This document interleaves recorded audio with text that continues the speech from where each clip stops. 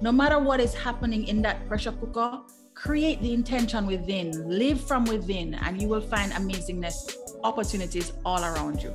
So enjoy 2022.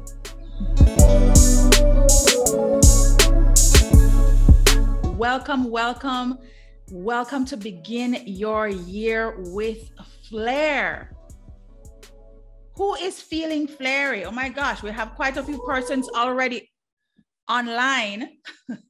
We have quite a few persons already online, and I'm excited about you guys joining. We're going to have such a fun-filled couple of hours, guys. It's going to go by like that.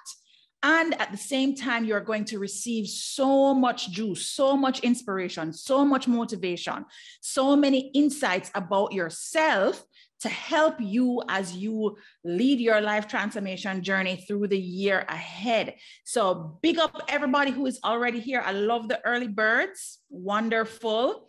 I have dropped a link in the chat.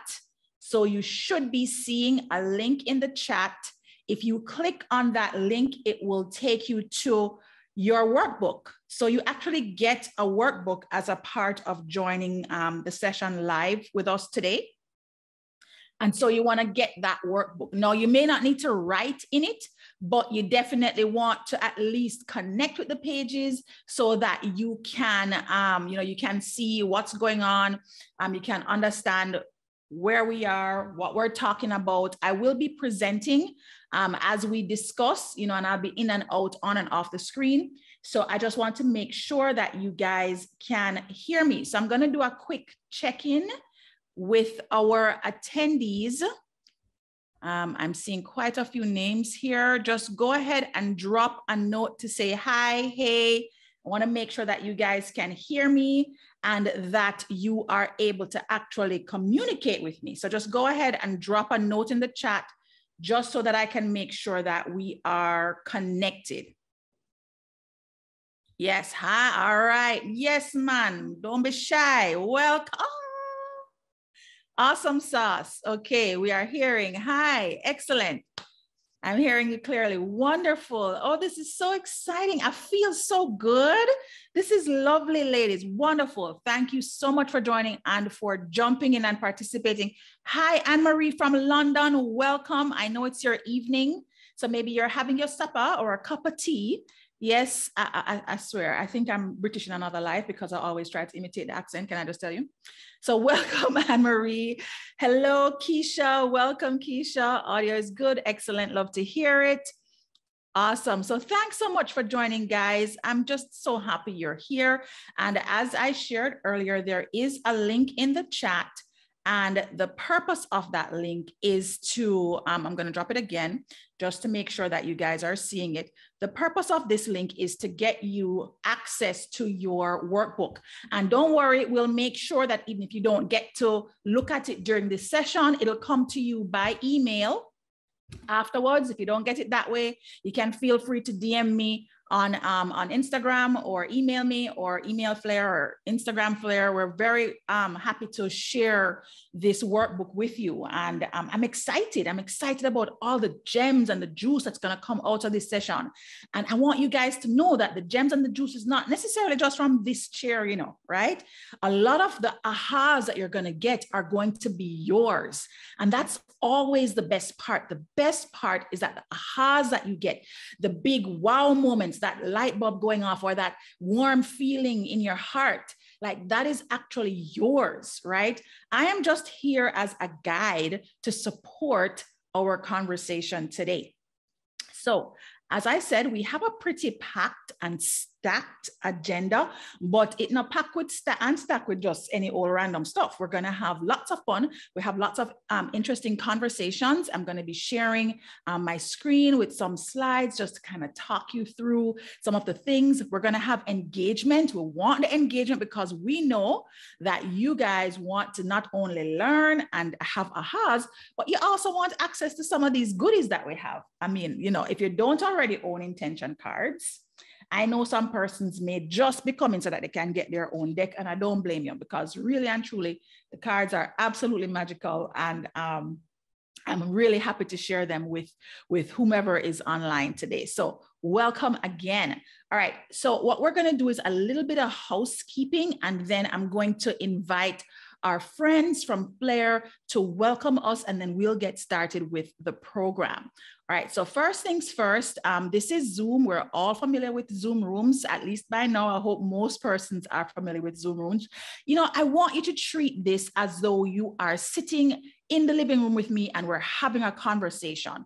You know, my clear house rules are always, you know, create this space of, or this feeling like we're all in the same place, because even though we're virtual, I can still sense that energy, right? So I'm giving you energy. I want you to give me the energy right back. Okay. The next little bit of housekeeping that I want to talk about is taking care of yourself. So we are going to have a short break, probably around the 60-minute or so time frame. And what we want to ensure that you do is whenever you're in the space of working, especially for those of you that work online and at home, etc., you're going to end up kind of with a bit of screen exhaustion. And so I really believe in balancing out, you know, all the things you're doing with your being, right? So we're going to take a short bio break at around an hour or so in, maybe an hour and 10, depending on how the conversation is flowing. But outside of that break, you want to make sure that you have your hydration of choice, right? If it's water, if it's wine, it's Sunday, so it could be brunch drinks, you know, maybe have your mimosa or your any other thing that you have over there, right? Have your hydration with you so that as we're sharing these nuggets, right, these amazing nuggets, you can have something to drink, maybe have something to eat, have your snack, whatever that is, right? So make sure that you're taking care of yourself in terms of having some kind of hydration near you. Also, if you need to take a break before we get to break or after, that's fine. You know, we'll be here waiting for you to come back, but don't go for too long, right? Oh, you missed much of the juice, okay? And then make sure that you're standing up and stretching and moving around as you're listening to the conversation that we're going to be having. Next thing, engagement. If you have an aha moment, please feel free to share it. This is a safe space. The people that are showing up here are of like mind and value, right? And so a part of this entire experience is to share that energy with each other, okay? So those are your quote unquote house rules. Engagement looks like dropping in the chat, asking questions, raising your hand to say you have a question. Maybe you can be unmuted, you never know, right? And participating so that we can know that you are getting something out of this. That's ultimately the goal. The goal is to serve and to make sure that you start your year off with a bit of sparkle and flair. All right, speaking of flair, I am going to welcome, is it Deb that's going to be doing a quick hello from the Flair team? Thank you for doing this, Stacey, and hi, everybody. Thank you for being intentional about yourselves and joining us today. So we plan on doing fantastic things this year where Flair is concerned. We want to ensure that we have thought-provoking conversations and are substance aligned to ensure that we all have an epic 2022 and onwards. So here we are, and I know it's going to be a fantastic session. And coming up, we will have Tiffany Lawson speaking about finances, being intentional about finances. So it's going to be a fantastic day. And again, we just thank you so much for coming out. So on to you, Stacey. Excellent. Thank you so much, Deborah. And thanks to the Flair for partnering on this initiative, which I think is really going to be life-changing for those of you that are able to join with us. So I'm going to be sharing my screen. And I just want you to drop a note in the chat to let me know that you can see it. Right? We're all about beginning the year with Flair. You should be able to see my screen just now. And you should be seeing 5 pillars. Yes, yes, yes. Excellent, excellent. I love it. 5 pillars for epic success in 2022.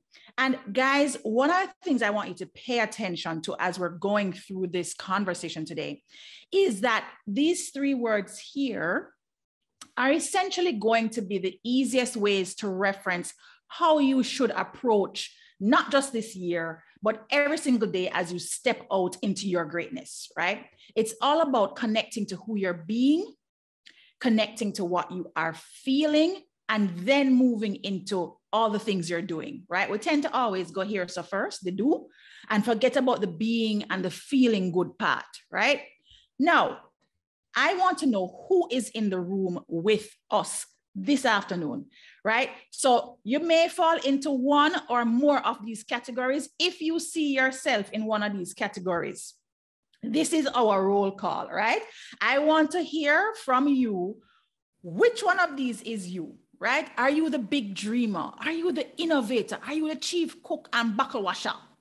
Or as this says, chief cook, server, and dishwasher?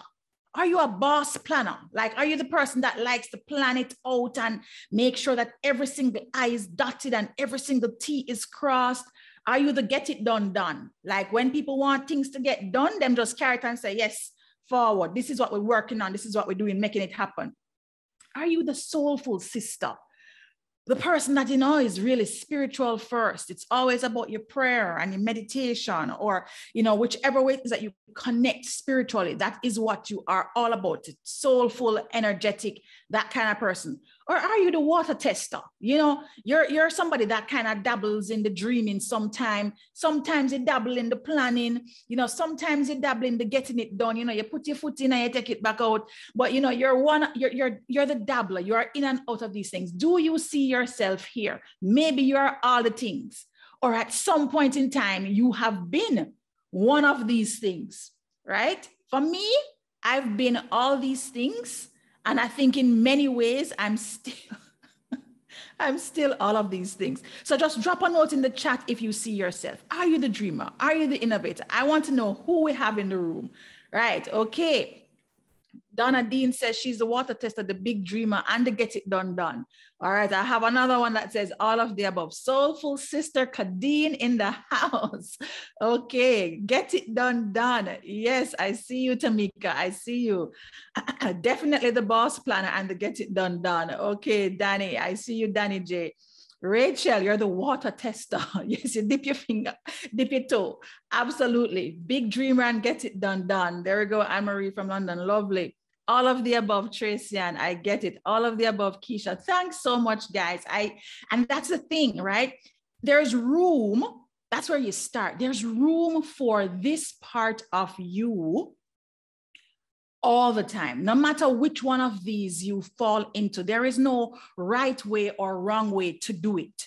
You know, sometimes you listen to the gurus and you kind of feel wrong because you're not like having the 10 checklists, and, you know, maybe you tend to be more of a visionary and a cloud thinker and a cloud dreamer. You know, there's nothing wrong with any path that you choose. I firmly believe that no matter what path you choose, you're on the right path for yourself at that moment.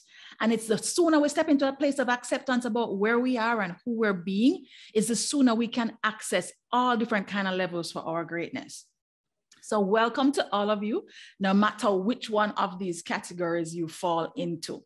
Now, as a reminder, this intention, the intention of this workshop is to help you check and align your energy for the now.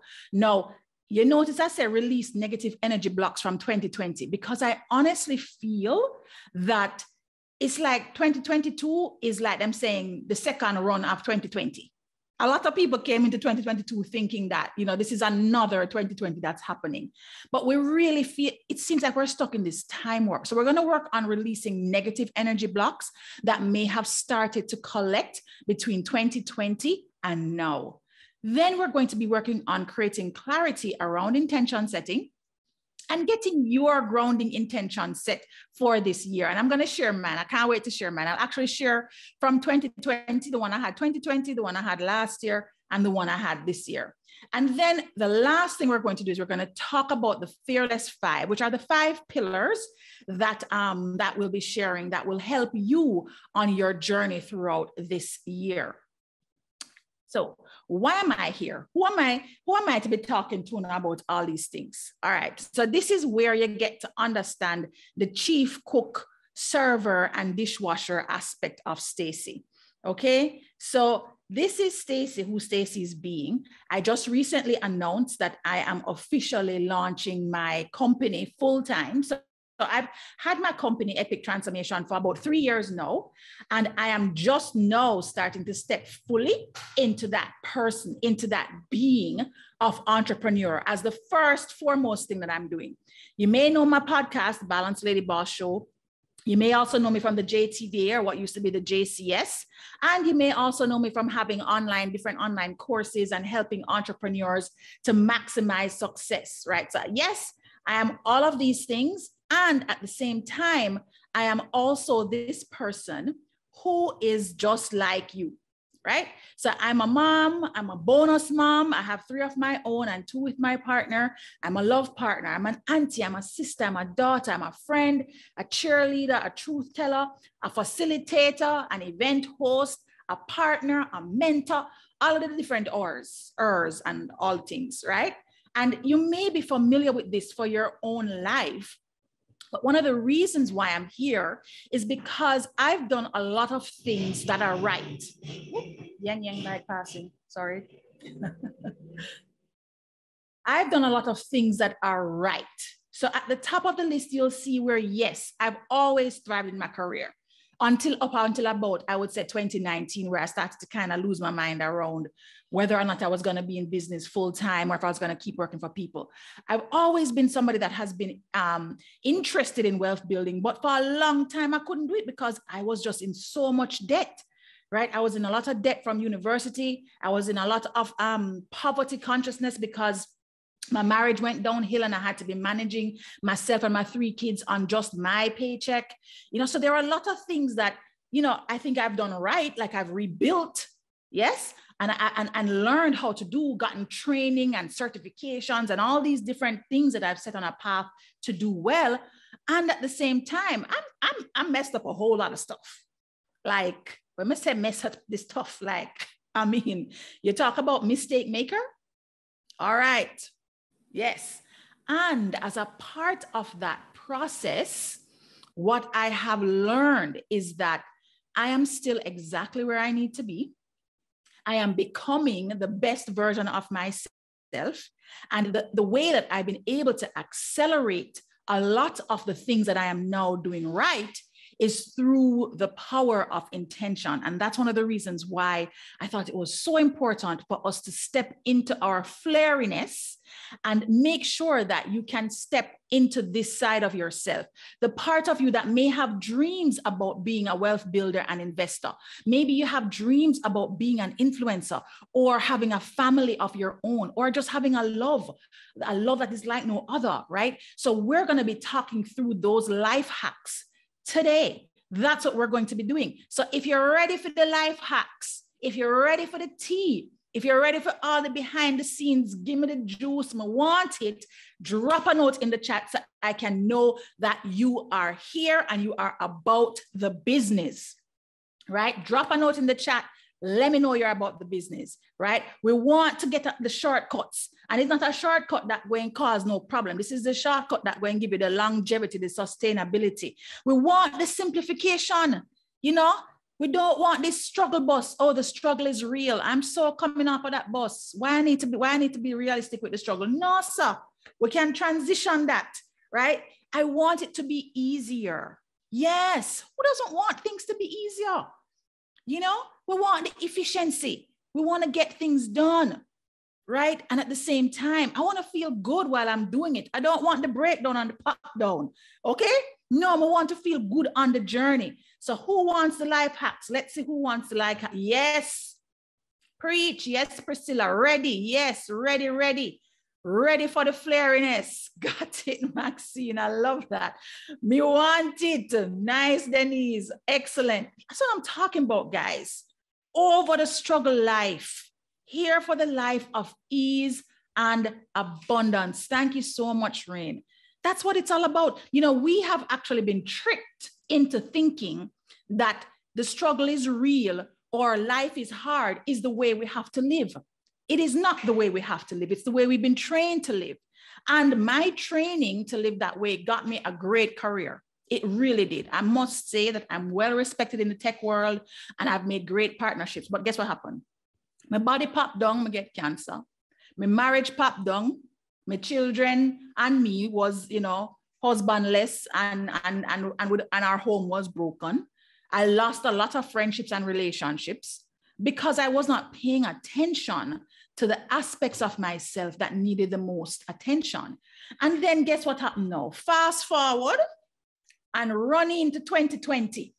How many of us had 2020 as the year that we were going to just be busting out? It's like I made up my mind that all the things that I had been saving up, all the things that I'd been kind of working on halfway, almost way, I was going to be moving out of that mode, out of that mindset. I'm going to take the leap. I want to take that big leap. So 2020 is the year, and I pack up my bags and head out to Oprah. This was January, head out to Oprah as soon as the year roll around. I don't remember the date. I think it was January 4th. As soon as the year rolled out, me and a bunch of other amazing Jamaicans, some of them, went over to see Oprah so that we could set ourselves up, because it was all about the 2020 vision. We love those milestone years, And I talk about this in all of my workshops and all of my masterclasses, because it's so important to recognize that sometimes you set your sights on a particular path, and even if you're not having your own personal pandemic, the world can literally collapse around you. I felt in 2010 that my world had collapsed around me, but ultimately it was really just my stuff. It was just my stuff. But what has actually happened is that for all of us, one commonality that we all have is that we have been in this pandemic pressure cooker for 2 years. That's what's been happening. You have been listening to the news and all of the stories and all the things that, could take you off your path, the things that make you feel hurt and sad inside, right? And so when I had this whole thought, yes, man, this was my intention, my intention for 2020 was level up. No more of this joke thing, Stacey, where I go hard or go home, right? I was so set. I don't know if you guys remember how you were like being in 2020, like running into the year, like, yes, it's about to pop off. And then the whole of we end up in a lockdown, right? So I was totally convinced that I was going to be leaving corporate and stepping fully into my own business. And truth be told, I ended up doing a lot more service in corporate. And not only was I serving in corporate, but I took on another service job, being president of the tech alliance that serves the country. And that wasn't a job that paid. I mean, very prestigious role, but it's not something that paid. It was my way of serving the country, because at the time we really needed help with getting people online, getting businesses digitized. And, so I went the complete opposite, or what would seem like it was the complete opposite. I went the complete opposite direction. And I fell into this state of sadness. I wouldn't call it depression, but a lot of anxiety. I put myself through a whole heap of suffering because I felt like a failure. I felt like, I can't believe I've been dreaming about this. I promised myself. I went public talking about it too, on webinar and in my podcast, and then boom, I'm now just knee deep, neck deep in regular work and not focusing on my business. But guys, guess what happened? This path of leveling up, this intention of leveling up was still served. I became a better person because I went through going back deeper into corporate, going into this full-time service role. It really connected me with understanding why I wanted to become a full-time entrepreneur. It really connected me with understanding how important it was for me to actually serve my country and feel like I had done my give back. So one of the things that I want you to start doing as you're thinking about your year ahead is I want you to start thinking about, what is your energy creating for you? How are you feeling as you go into this year? If you have set an intention for yourself, or maybe you have a word for the year, don't start to dismiss what happened in the past, because everything that has brought you to this moment is serving this moment. You are not the same person that started 2020. Yes, you may have had loss, whether it is personal loss, professional loss, familiar loss. You feel like time loss, right? You may have experienced loss, and you have also experienced incredible gain. But you have to tap into what exactly it is that you are focused on. How are you feeling as you step into this space of what your energy is creating? You know, like think about, just for the moment, where you were at the beginning of 2020, where you were at the middle of 2020, possibly when you were in lockdown. All of us at some point could not leave our homes, right? Unless you were a doctor or a nurse or some kind of, resource that was given exemption, right? Some of us didn't even know how I was going to eat. One thing that used to catch me all the time, when I can't get food delivered before curfew and you can't, oh my gosh, it used to just drive me nuts, right? Standing up in the supermarket lines, getting anxious and panicked when there are no masks and there's no sanitizer. And then we feel like, all right, people talking about pandemic going to ease up, you're going into 2021, pandemic still a going. And so you start to feel tired. You have that change exhaustion, pandemic exhaustion, right? So when you're in this space, right, of having self-limiting beliefs, of having your own personal pandemics, or of just having the past circumstances challenging you, it makes it really, really difficult for you to see yourself as the next best version of you. And I get it, because I was in it with all of it. It's the one thing we all have in common enough. 50 of us on this thing, on this webinar.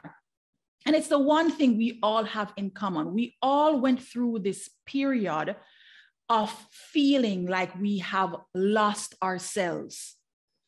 And it doesn't mean that because you were having this global pressure cooker that there wasn't your own personal pandemic happening. You are still probably in the mix of your own personal pandemic as well, right? And so what we have to do is we have to now start to think about, how can I shift these blocks that may exist for me? How can I shift them? Identify them. Don't be afraid to look at them, guys. You got to face it to fix it. Do not be afraid to say, I had grief. I lost a loved one. Don't be afraid to feel the feelings. Do not make yourself wrong for mourning the fact that you've been in a pandemic. Don't make yourself wrong for feeling like you failed yourself. It's normal to have those feelings. It's just what you do after with it. And we are here now at the beginning of this new year.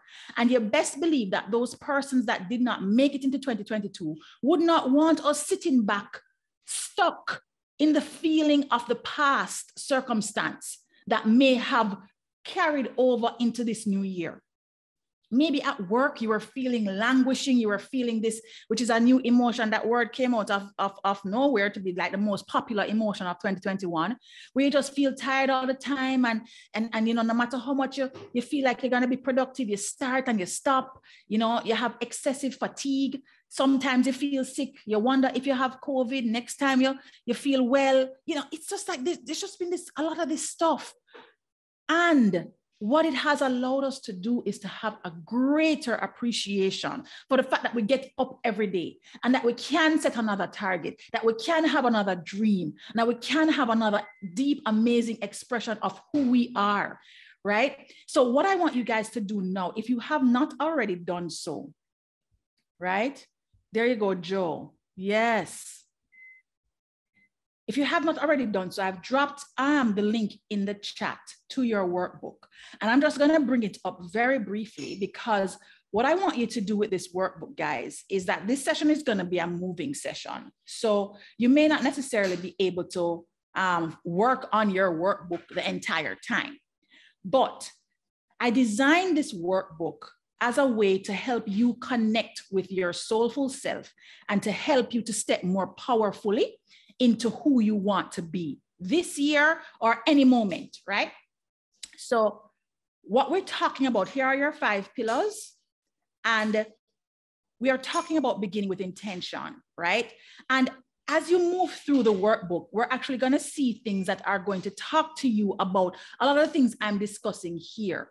So what's blocking your mojo? We just kind of talked about that, like what is in your space right now, right? And you want to get your journal or your notebook, whatever it is that you write things down on. If you put it in your phone, right? You get your phone and put it in there, but you want to start figuring it out, face it, understand it, know what it is, right? So that you can then identify how you want to feel, because that significantly impacts who you are being and how you're showing up in your life.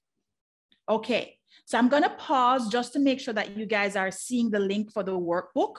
And as you get it, you can just bring it up on your screen or flip to it. If you're on your phone, you can flip to it, right? But it will help you with each of the different things that I'm sharing. It will help you to make notes as you go along. I also want to invite any questions. If you guys have any questions about this space of feeling, so I'm feeling a bit low. How do I manage that feeling? How do I manage these energy blocks? What are the things that I can do to help me to shift away from them? That's some of the stuff we're going to be talking about today. So make sure that you're putting your questions down, talking about the things that you think may be your area, right? Maybe the things that are your area. You want to figure out what exactly is my challenge. I don't know what a self-limiting belief is, Stacey. Well, that's where you don't feel confident about stepping into your best self. Maybe it is you find yourself hesitating when you're supposed to call that person about a possible opportunity, or write that email, or make that social media post if you're on social media. You have a thought that comes up that says you're not good enough, or that's not going to really work anyway. Why are you going to bother try?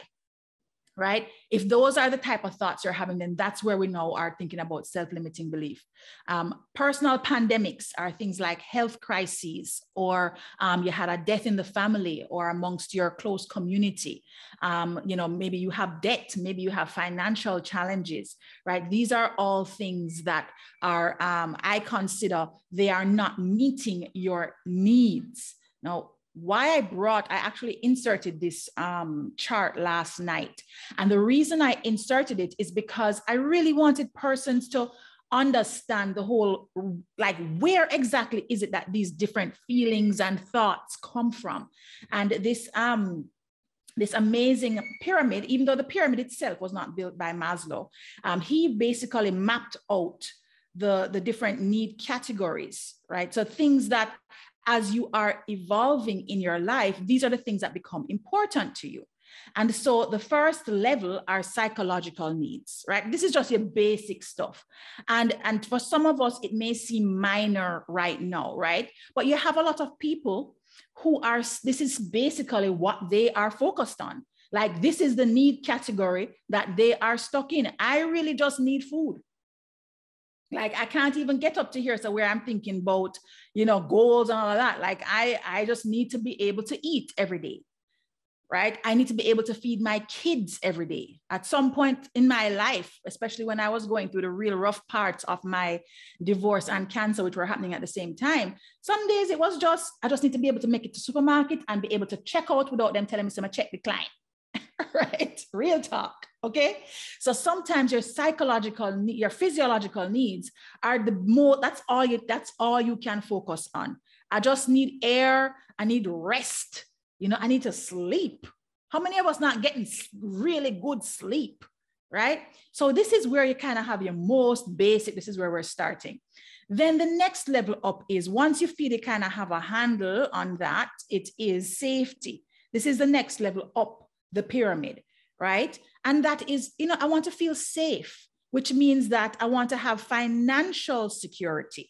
We're going to talk about that in just a few minutes. I want to have financial security, okay? Or I want to live in a home that feels safe, right? And for many of us, especially those of us in Jamaica, safety needs is a high priority right now, right? I know for me, it certainly is. Right? I like structure. I like order. I like to have certain boundaries within which people can respect me and all the things that I'm doing, right? So that's where your safety needs come in. So usually once your physiological needs are met or you feel kind of comfortable, then it's safety. And in many instances, these two are happening at the same time, okay? And the next level up your pyramid is social needs. So this is where you're giving and receiving affection. So this is, a lot of people actually think that the love life and the partner come in down here. Sometimes they come in because you feel like you need to have the love life and the partner in order to get these things, right? Real talk. But in many instances, you know, if you're good with your safety and your physiological, you know, sometimes you don't necessarily want a love partner, an intimate love partner right now. Maybe that's not a focus. But social needs are more of a nice to have for many people, right? Maybe I want a pet. That's a nice to have for many people because that's another mouth to feed and another person to take care of, right? So depending on how secure you feel between your safety and physiological needs, then you will start opening up to belonging and friendships and love. And guys, don't you notice that when you are not necessarily doing so well with your basic stuff, that your social stuff kind of take a back burner? I don't know if anybody else notices that, but I notice that about myself, right? So my safety and my physiological stuff, if it's not going well, then over here, so the friend thing, boy, guys, I just can't right now. Like I just can't, you know. I definitely not thinking about a love partner. I can tell you that when I was ill, I wasn't thinking about a love partner. It was like, I just don't have time for that. I just really need to make sure that I can take care of myself and my kids. That was it, right? As a matter of fact, I completely isolated myself from my friends and my family. I moved to Canada. My mother almost had a heart attack in the midst of your big needs, right? You'd think that this is when you're reaching out. But for a lot of people, this is when you're putting social needs on the back burner, right? That's so true. You become disconnected. Yes, facts, right? I can relate. It's real talk. Okay? But let's say now we have it all together, right? So we have it all together. It's moving, it's shaking, and we have our physiological stuff kind of, you know, even if it's not everything in physiological safety and social, we feel like we're relatively stable. And so now I'm going after the gusto. This is where now I am all about the targets. I'm climbing that career ladder. It's about the goals. Sometimes, guys, a lot of people focus here first, because this is what most teaching is about. This is the doing. Here, so, right? Dignity, achievement, mastery, independence, reputation, right? Prestige, okay? Competence, right? A lot of what is happening now with authenticity and social media illnesses and the mental challenges people have because of what's happening online is because this is where that focus is. It focuses on the esteem, the prize, the ticky. You know, when we used to go to school, right? And, you know, you live for the red checks and then you get the wrong bang. Oh my gosh, I'm like aging myself. But you get what I'm saying, right? Everybody wants the trophy, right? You want to be the trophy. You want to have the trophy.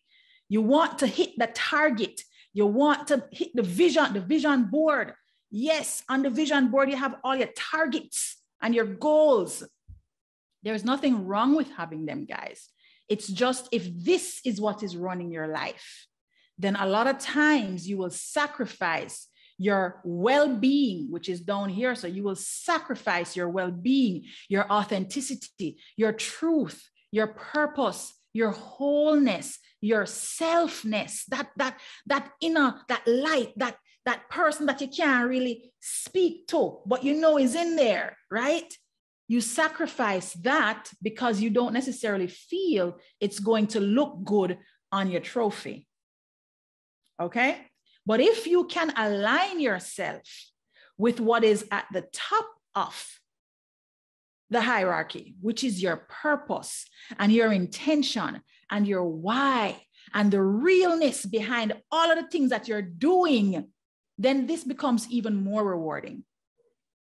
I can't tell you guys that the rewards that you get with esteem, that are fed by your self-fulfillment, by your morality, by your ability and willingness to serve, not serve just yourself, but serve others and serve humankind, even if it's just your neighbor, you know? When you are able to lean into this purpose, that makes the esteem stuff skyrocket. It feels so good. So when you are at the bottom of the barrel, and when you're not feeling like, because you're not going to feel like this all the time, guys. I mean, I just before this session, you know, I literally was in the bed. I fell on the stairs. I was going up the stairs to get dressed, and I fell, like proper drop to, you know, buck toe and everything. Right. And I had to have a moment where I was like, okay, Stacey, you need to lay down. 5 minutes. My partner went and got ice and was doing all of this try stuff, you know, like, okay, I don't care what's coming up at 1 o'clock. You need to just take this moment. Right. A lot of times things aren't always going to go well. The last 3 weeks of January for me were very, very challenging. Right. But because of intention and because I am serving my ultimate purpose and I'm connected to that, the bounce back is not as difficult. And so today we're going to be all about servicing that bounce back. All right. So I'm going to stop sharing just for a minute. I have a couple of comments. And yes, thank you, Denise. Yes, I'm fine. I'm fine. I'm actually really excited about having that as another example. You know, everything for me these days is an example of how to recover from the smallest or the largest mistakes. Because the truth of the matter is, guys, we're so hard on ourselves. We're so hard on ourselves. And because we now are connected in the way we're connected, it makes it so much easier to continue to be hard on ourselves all the time. And what it's doing to us as beings is it is eroding our true sense of self. It is taking away from our ability to just share openly and authentically, because we're not sure if we're going to be as good as the next one, right? Or how is it going to look, right? So we have to, you know, really think about where the construct of life came from and what is really important to us and how we actually go about stepping into that space of what is important to us. All right. So guys, if you are with me, I want you to check in with me. I'm going to drop a poll to kind of ask. I want to make sure that you guys are checked in. I want to drop a poll to find out, know that you have been, you know, kind of thinking through what exactly it is you were going to be doing this, you know, to help yourselves this year. Which area are you really looking to work on in your life? So I'm going to launch this poll here now, because as we get ready to go through, there's 3 questions. And as we get ready to go through, we're going to be addressing some of these. So go ahead and just drop your answer. The first question is really about what's the area of your life that you think you most want to transform this year? Right off the bat, somebody, wealth and abundance. Yes, girl, every year is wealth for me. I swear. I think this is probably the only year that I'm not as focused as well on wealth, specifically financial wealth, right? But every year, I swear, has been just like, oh my gosh, money, finances, right? And it took a lot of learning and coaching and all that kind of stuff in order to really step into more than money. Okay. All right. The second question that you have is, how often do you use affirmations to help your mindset and feelings? Okay. And then the third question is, what routines do you have that make your life experience feel delicious? And I know that there are some things that you're going to have. I do more than one, but just think of the thing that is most true for you. What is most true for you? Right? What is most true for you? Let me just kind of check. You guys are just on it, man. I love it. I have like 38 people respond. This is, guys, I'm not just blowing me away. I just feel nice. That's good, don't feel nice, man. Okay, so Majority so far is saying, yes, wealth and abundance, I'm working on that this year. Like I got to. And, you know, truth be told, if you experienced any kind of financial shift in 2020 or in 2021, some of us still in the financial shift, right? That's an area, right? That's an area that you have to work on. Yeah. So wealth and abundance, health and wellness is coming in with a strong second there. Health and wellness. I'm just gonna allow a couple more minutes. I have up to 46 responses now. Yeah. Okay. And then I'm gonna share the responses so that you can see. Just one more minute and I will. Yeah.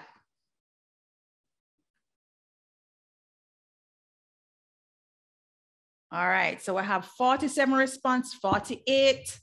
Let's see if we can get to 50 and then I'll end the poll and share the results. Oh, this is lovely. I love this. Exciting. Let's see, what routines do you have that make your life experience feel delicious? Leading right now is self-care rituals, rest, nature, exercise, hobbies. That's great. I love that.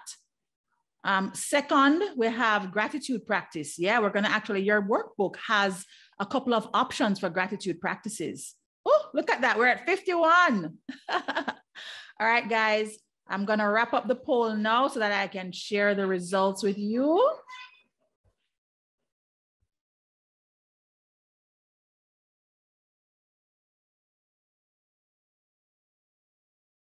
You should be seeing, we had 85% of you respond to the poll. Excellent. This is really great. What area? Wealth and abundance, which makes it great because Tiffany is coming up right now. So Tiffany is set up nice, right? Set up nice. And Sagicor is amazing. They have some really wonderful products. I'm a part of that financial wealth building community, so I can speak from experience. And the second area that was highest is health and wellness. Then we have career. Not a lot of folks working on intimate relationships this year. That's really interesting. The most to transform, not a ton of y'all. Okay, that's really interesting. Well, that means that your love life and your life with your family is either delivering happiness for you or maybe you're just not focused on that this year. Okay, how often do you use affirmations to help your mindset and your feelings? Leading, we have weekly. Okay, excellent. And then we have daily. And then third, we actually have, I've never used affirmations. I would love to know what you guys do instead, or if you intend on actually starting a practice. It's just a way for mindset, that mental shift. And then third, what routines do you have that make your life experience feel delicious? Delicious is my favorite word. Can I just tell you? Delicious is like, that's just the feeling. When I say I feel delicious, it means like everything is just on point. So that's my feeling word. I'm gonna have to maybe put it some kind of definition around it. All right, so self-care ritual was number one, which is rest, getting out in nature, exercise, hobbies. You know, some of us have our hobbies. Second in the lineup is a gratitude practice, which I'm telling you, gratitude is so powerful and can create so much of a shift. And notice nobody took social media break. Can I just tell you, I do this social media break. I try to do it at least once per quarter. And it really makes a difference because I actually suffer from social media anxiety, believe it or not. And it makes a huge difference in my feeling space. Nothing right now. Let's hope that after this, you can choose a routine that is actually going to really help you. We have some conversations that we'll be having about routines to help you feel good. Okay, this is great, guys. You guys are so awesome. I just love the vibes in the room. I feel it. Yes. Okay, so I'm going to stop talking for a little while. I'm not one of those persons that like to hear myself talk. Okay, fine. Lies. I do love to hear myself talk. I'm going to be asking Tiffany, who is, I've just promoted her to panelist, and she's going to be coming on to talk with us about financials, like financial wellness, intentionally abundant. right? And who is not about that life? I am so about that life. Can I just tell you? Tiff, can you hear me? Can you hear us? Hi, yes, I can hear. Excellent, excellent, awesome sauce. All right, so I'm going to turn over to you now. Do you need to share your screen or anything like that? No, I'll just be turning on my camera. Okay, excellent.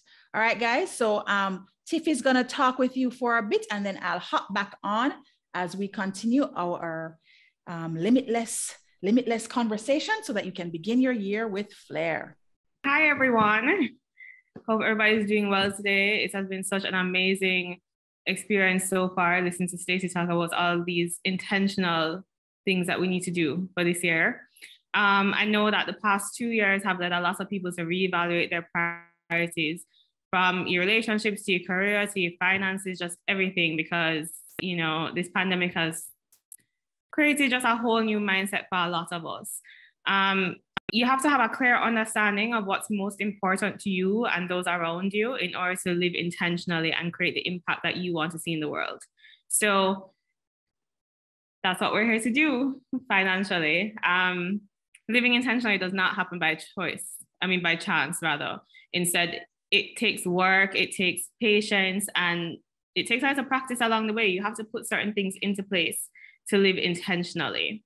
So you want to have a plan, right? Living intentionally requires a plan for how you'll accomplish the things that are on your list of goals for the year. I have about 5 steps that I think would be really important for you to put into place or try to do in order to be intentional about your financial goals this year. So the first thing you want to do is set SMART goals: specific, measurable, achievable, realistic, and time-specific goals. You have to be practical with these goals. So if you're someone that earns, say, $1 million a year, you cannot say that somehow this year, without changing your job or changing your financial resources, you're all of a sudden going to save $10 million. It's not going to happen. They have to be practical goals. You have to be able to measure these goals in order to know where you are along your journey throughout the year. So you want to be extremely realistic and very time specific with these goals.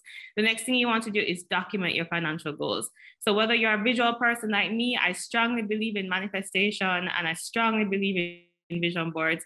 I'm a visual person, so I feel like I have to see things every single day to remind me of what these goals are and just give me that little extra oomph to get going. Because sometimes it's not every day that you wake up and you feel like taking over the world. Sometimes you just want to stay in bed. So you need that visual representation if you are a visual person like me.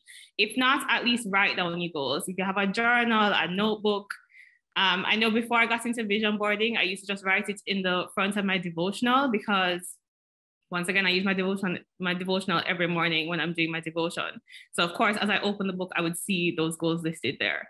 But you need to be intentional with the goal setting. And part of that is reminding yourself every day what your why is and what these goals are. The third thing you want to do is track your expenses. So I talk a lot about budgeting. For those who know me, I am the queen of backing on a budget. I talk a lot about budgeting. I try to get my clients to actually create a budget and stick to it. And budgeting is not all one size fits all. But before you get there, you need to know where your money is going. A lot of us spend and we don't even realize where our money is going. Of course, you have certain things that don't change drastically every month, like your rent or your mortgage, your light bill, your water bill, those kind of things. Those are always there. Or even like a car payment or any debt that you're clearing off. But then when you look at things like how much you spend at the supermarket, especially for people who tend to go to the supermarket more often, like instead of creating a list and being like, okay, Wednesday's my supermarket day, I'm gonna go every other Wednesday. And then you have people who are like, no, let me pop in today, I need something here. And then you go in there and you never leave with the one thing that you went for. It never happens. So you have to keep track of your expenses. I always say use 1 month's salary to just kind of track where your money is going, see, and be very open and honest about it. Don't try to pretty it up because you're keeping track of it. You need to honestly see where your money is going. And that can allow you to say, okay, what areas can I cut down on? Can I spend less at the supermarket? Can I eat out less? Can I buy less wine? Do I need to look into figuring out ways to reduce my JPS bill or whatever it is? Figure out where your money is going. And from there, you can go to the next step, which is reviewing your budget or creating one if you don't already have one. Use your budget to figure out what is most doable for you. Budgets, as I said before, are not one size fits all. We all have different expenses. You know, somebody with dual income in their household would be able to do certain things differently than a single parent or a bachelor without any children, or no child, no responsibilities. Very different budgeting from someone who has 4 kids. So you have to figure out what works for you. And in knowing where your money is going, it will be even more helpful for you to actually set a budget. Everybody likes to talk about the 50-30-20 rule, which is 50% of your income goes towards your needs, 30% towards your wants, and 20% towards your financial portfolio. But those figures are not set in stone because they're very different for different people. And then when you look at your budget and your planning, you can then see, okay, is it that I am living below my means, but somehow still not making ends meet, or still living paycheck to paycheck, or still unable to save any money? Then how can I bring in more income? Can I find a side hustle? Do I have a trade that I can do? Is there a way that I can work on getting a promotion at work? Things like that. Because the reality is that you cannot save your way out of debt, and you can't save your way to wealth. Sometimes you really just need to figure out ways to get in more money. And then lastly, you want to have an emergency fund.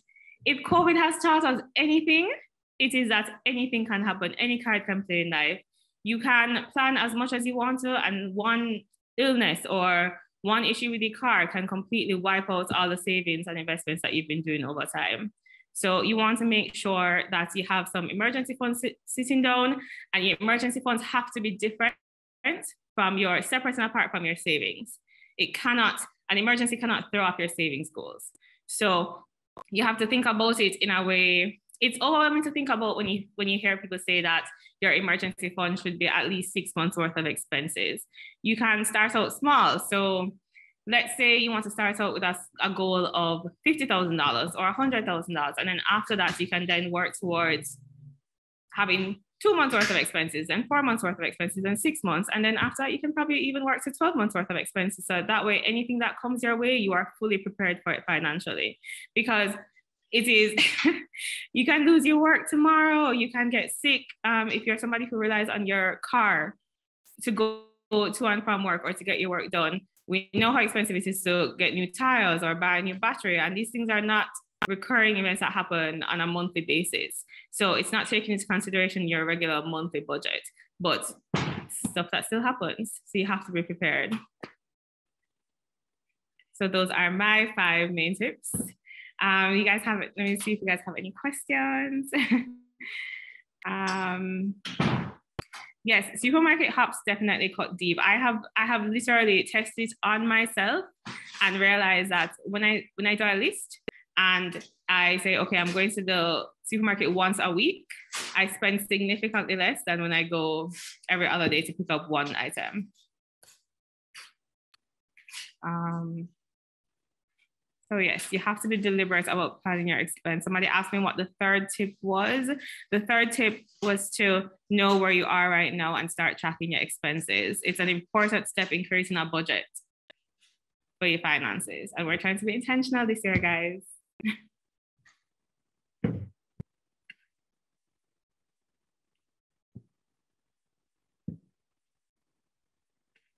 Can I suggest some ways for extra income? Sure. Something that I did that I found worked for me and worked for other people is I looked into what my skills were. I looked into what I was good at. So something I was good at was makeup. I started doing makeup. I was also really good at teaching English, and I started teaching as a side hustle for a period of time because I'm good at it and I'm good at reading. So you have to look into what works for you. There's also a lot of opportunities online that you can do remotely to make us extra money, from captioning videos, proofreading documents, things like that. You just have to look into it. What medium would I suggest for stock portfolio management? It depends. Investment advice is once again just like a budget, not one size fits all. It depends on what your goals are. Stock brokerage accounts are great, and you can choose your stocks based on how your risk appetite and how long you want to keep that money in. So whatever you're saving towards or investing towards, you have to have those goals set. in order for all of that to be planned for you. And something to think about in terms of your financial goals this year is making sure that you have financial security, things like life insurance. If you have children, you want to make sure that they are okay regardless of what happens. Just like with an emergency fund, you make sure that regardless of what happens to you, your loved ones will be okay. And I'm sure people are tired of hearing me say this, but you cannot be a progressive person and not have life insurance. There's so many things that you need life insurance for. And you can even save on your life insurance. That's such a great way to start up your emergency fund. So something that people don't know. And then in terms of critical illness insurance, just like with any other emergency, one health emergency can come and just wipe out all your savings and investments. And then what happens? You want to focus on getting better, focus on healing, and not have to think about the stress of how these bills are going to be paid for or how you're going to survive after the fact. So time and time again, as hard as it is, God forbid you get diagnosed with cancer, you cannot go to JPS and tell them that you cannot pay your bill because you're sick. They're going to be like, we're really sorry to hear, but your bill still has to be paid or your license is going to get cut off. So you want to make sure that you have that money there. And then of course, there's income replacement. Should you get sick and you're unable to work, you have to make sure that your bills can still be paid. You have to make sure you can still get groceries from the supermarket, pay your rent, pay your mortgage. All that has to be taken care of, regardless of your health status at the time.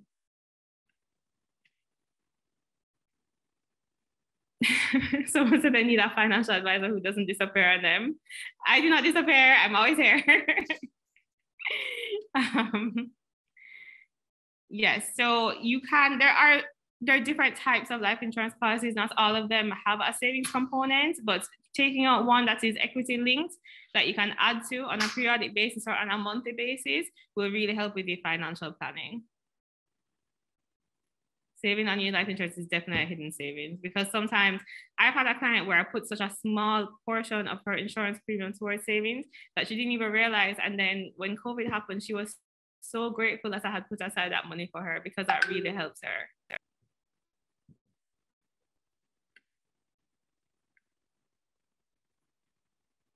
What are my thoughts on credit cards? Credit cards are not the evil that people think they are. They do have benefits. You just have to be financially responsible and figure out what works for you. So for me personally, I use my credit cards a lot because one, theft when it comes to accounts with ATM machines and debit cards, there's been a lot of scamming, and I think that's a great way to protect myself against that. And then get a credit card that has some kind of benefit to you. So get a credit card that has travel points if you're somebody that travels a lot, or cashback opportunities, or some kind of rewards program. So that way, if you're spending on things that you would typically spend on, at least you're getting some benefit from it. And just make sure that you pay off that credit card every single month. I cannot stress this enough. Do not spend off the credit card money and then pay the minimum, because then you're going to be in debt. The envelope saving method is good. However, I believe that when you're saving money, you should be earning money on that money. Money should be working for you. So I find that if you're putting money on an envelope and it's just sitting there, you're not earning any interest on it. So not much point in that. I mean, it will teach you discipline for a period of time, but there are definitely better ways to save your money.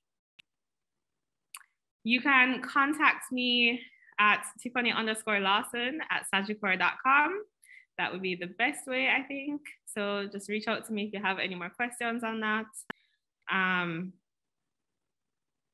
But yeah, the envelope is for expenses. Yes and no, because I mean, of course, there is I've read up on the envelope method in the way that you put aside money out of every paycheck for certain things in terms of cash. And it's good when you think of things like, I guess, groceries and stuff that you're spending on a monthly basis, but then you also do the envelope method for medium-term goals as well. So like if you have a trip coming up and you want to put aside money, I've seen people do that, so I've read up on that. And to me, depending on how far away your goal is, it doesn't make sense if you're not earning money on your money.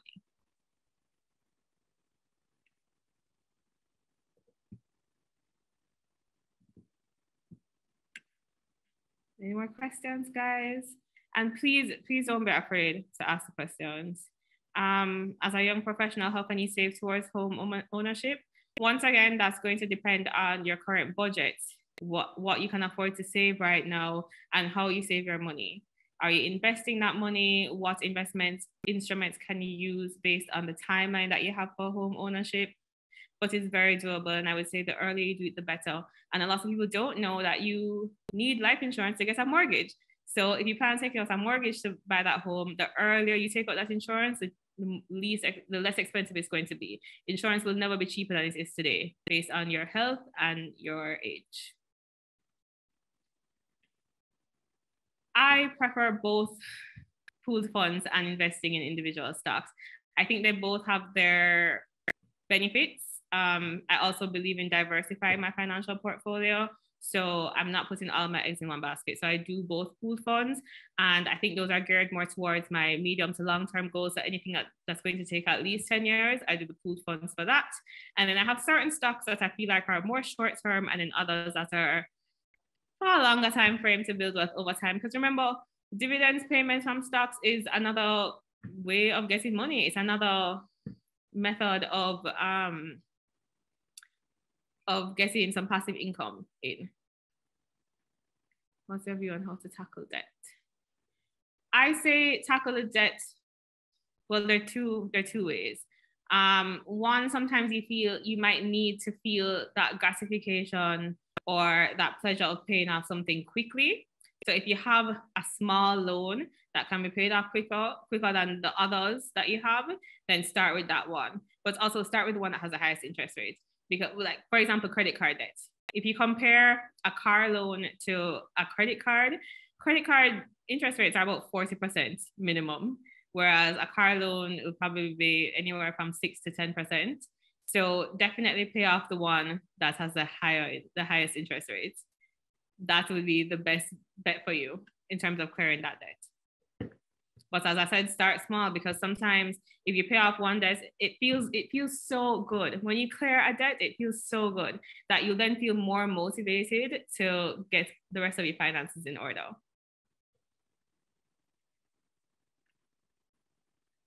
How does someone start investing knowing nothing about investments? I would say reach out to a professional. I know with the internet, there's a lot of information available to you, and also people feel like they can do it on their own, but sometimes it's not enough. Or sometimes the same way how if you're sick, you wouldn't just go to WebMD, you'd also go to a doctor. The same way, go to a financial professional and get advice as to what investment tools would work best for you.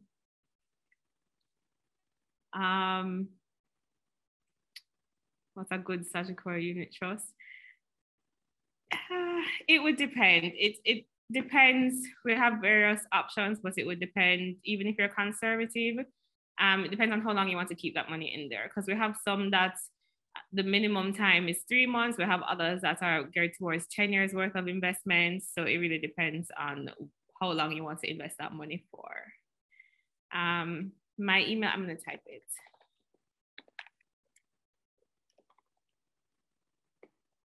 It's Tiffany_Lawson@sagicor.com. I did not send that to everyone.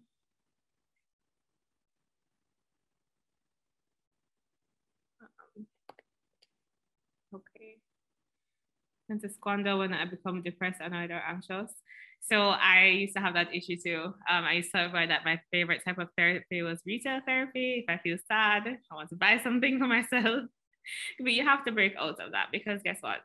Your sadness or your anxiety or your annoyance only lasts for so long. It's not going to last the entire year. We're going to make sure we're being intentional, remember? So we're going to make sure it doesn't last that long, which means that your goals are going to last way longer than your emotions. So sometimes you just have to put your emotions to the side and remember your why.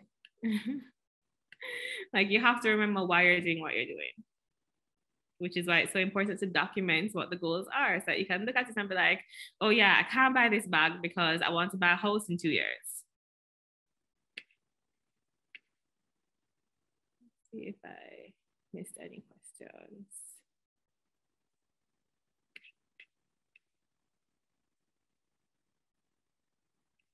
Yes, you can have more than one financial advisor. Some financial advisors are helpful in different ways than others. I definitely have a lot of clients that have me and somebody else advising them on their financial portfolios. So that's fine. Yes, do not let people's opinions on your finances derail you from your goals, because guess what? You can't live in the bag. You cannot live in the handbag. You need to have a house. So it is what it is. And at the end of the day, when you buy that bag and they're watching you, talking about, oh, look, you have the bag, they're not helping you pay your debt. They're not helping you clear that credit card bill after you bought that bag. So, and all that gives us is not goal, guys. Do not look at other people and where they are and measure yourself accordingly. The world is not level. And some people start this game of life at different stages. So focus on you.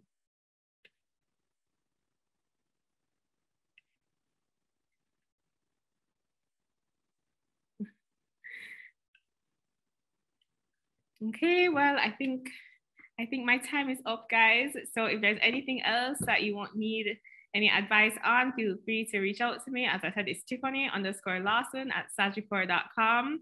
And thank the hosts and everybody else here for having me. I hope it was helpful to you guys.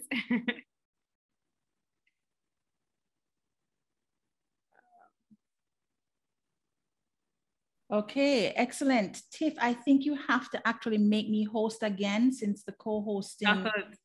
Oh, Flair is not the host. Okay, that's what I was trying to do. Okay, no problem. There we go. At least I can come back on camera. That's a good sign. That's a good sign. Thank you so much, Tiff. This was really, really great. Much appreciated. I did want to make sure that our peeps that are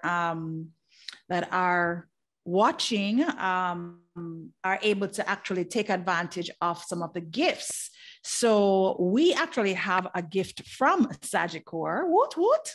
Yay. We had some people talking about savings and so forth, and asking questions about investments. So this is actually courtesy of Sagicor Investments Jamaica, and it's the first person to get the answer to the question, get it right, and in the chat. So what you are actually going to receive, should you answer the question correctly, is a $10,000 Sigma Global Funds gift certificate. Ooh. Okay, that sounds nice. Me want one. Oh, I know. I'm like, can I enter? Like, clearly I cannot enter, right? Okay, so the question is, who is the president and CEO of Sagicor Group Jamaica? So first person to get it right in the chat. Almost close, Samantha. Okay, you got it. Samantha Charles, you are the lucky recipient of a $10,000 Sigma Global Funds gift certificate from Sagicor Investments Jamaica. So that was just icing on the cake for all of the financial gems you just dropped. Tiffany, thank you so much. I see that there are so many people that were just, getting a ton of insights from what you shared. But before you go, I'm going to give away one more gift cert. Well, this is actually a basket. It's a gift box from Benjamin's, lovely self-care items. And it is a question related to the 5 tips that Tiffany gave. What was tip number 3? Drop the answer in the chat. Rotted, Mike. Wow. Yes, Jordan. No, Jordan. All right. Hold on. Okay. But he was taking notes. I love it. Okay. All right. So Jody, yes, Jody and Molten Scarlet, you are the proud recipient of PA Benjamin's gift box, because you was just ready with the things. Like, it's like, copy. Aren't you proud of your students, Tiffany? I am. I'm very proud. This is I great. love that everybody is actually paying attention, because it's very hard when there's no audible feedback when you're talking, they want to make sure people are paying attention. Yeah, no, that's great. So thank you so much, Tiffany. Really appreciate you joining. And we do have one more giveaway, but I'm going to allow Tiffany to exit the stage so that we can get ourselves focused back on putting all these things into practice. She gave us steps that we have to take. So we're not just going to be grateful for the steps, but we also now need to put the steps in motion, right, Tiff? Implement those steps. Yep. Implement. Excellent. Being intentional. Be intentional about your finances. Absolutely. Thanks, Tiffy. Thanks. All right, Stacey. Tiffany Bye, was everyone. great. Excellent. All right, guys. So one of the things that we started talking about before we shifted into the financial space was, we asked a question about, where was everybody's biggest focus? And the biggest focus was wealth and abundance. And I think it's because finances are such a key part of what we're all about. Very, very important aspect of our lives. It's that bottom. Remember, we're looking at the pyramid, and it's at that, the basic kind of need between your physiological and your safety needs. Your finances are core foundational principles before you start to move up that ladder. We did also ask a couple of other questions. And so your next question will give you the gift of a deck of intention cards. So here we are, intention cards, right?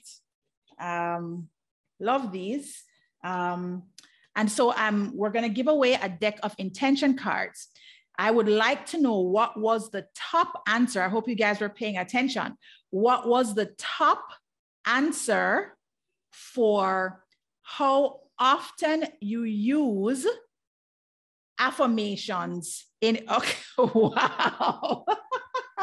No, man, you guys are fire. You are definitely paying attention. Okay. All right, Tracy Ann. Okay, there you go, weekly. All right, so Tracy Ann, deck of intention cards coming your way. Coming your way. All right. So integrity is a value of mine. And keeping time integrity is one of the things that I strive for. I don't always nail it, but we strive. All right, so welcome back, guys. Welcome back. It is now time to dive into our Fearless 5, our Flairy 5. You can call it all kinds of things, right? Yes, I actually like that, our Flairy 5.